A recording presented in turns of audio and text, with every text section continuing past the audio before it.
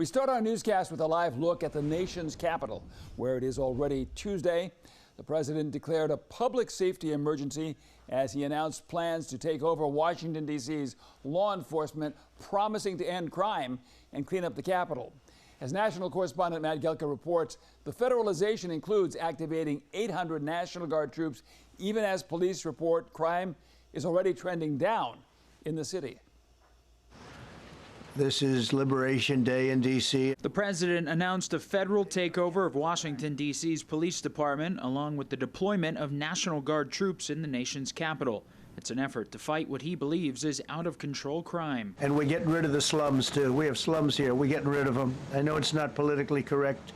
You'll say, oh, so terrible. No, we're getting rid of the slums where they live. The crackdown also comes with the promise of using federal police and agents in city streets, a pledge to bring an active military if necessary, and Trump didn't rule out trying to do the same in other cities. We have other cities also that are bad, very bad. You look at Chicago, how bad it is. You look at Los Angeles, how bad it is. We have other cities that are very bad. New York has a problem. We're starting very strongly with D.C., and we're going to clean it up real quick. A recent alleged attack on a former DOJ staffer in D.C. who was left bloodied after trying to stop a carjacking seems to be playing into the federalization push.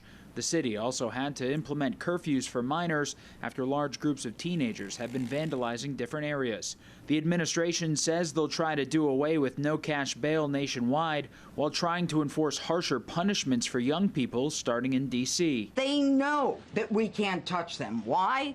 Because the laws are weak. We need to go after the D.C. Council and their absurd laws. D.C. police data shows violent crime is trending down, although the White House disputes those numbers. I believe that the president's view of D.C. is shaped by his COVID-era experience during his first term. We experienced a crime spike post-COVID. We have been able to reverse that 2023 crime spike. The president has the authority to take over the D.C. Police Department under the Home Rule Act for 48 hours or up to 30 days.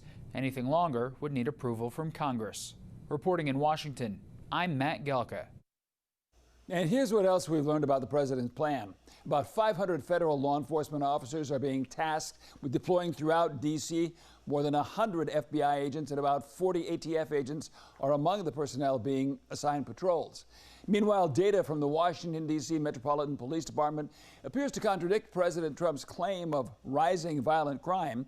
Year-to-date data released this morning shows homicide down 12% from last year, sex abuse down 50%, assault with a dangerous weapon down 20%, and robbery down 28%. The total violent crime rate is reportedly down 26% in 2025. That's compared to 2024. D.C. area officials are now slamming President Trump's takeover.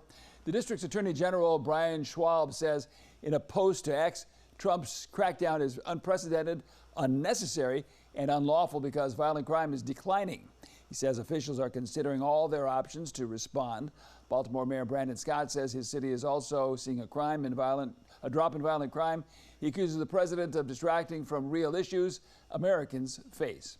And now for our national question of the day, we'd like to know, should the federal government provide law enforcement to help combat crime in U.S. cities? Chime in with your answer on our website. All you have to do is search KMPH.com or scan that QR code you see right there on your screen.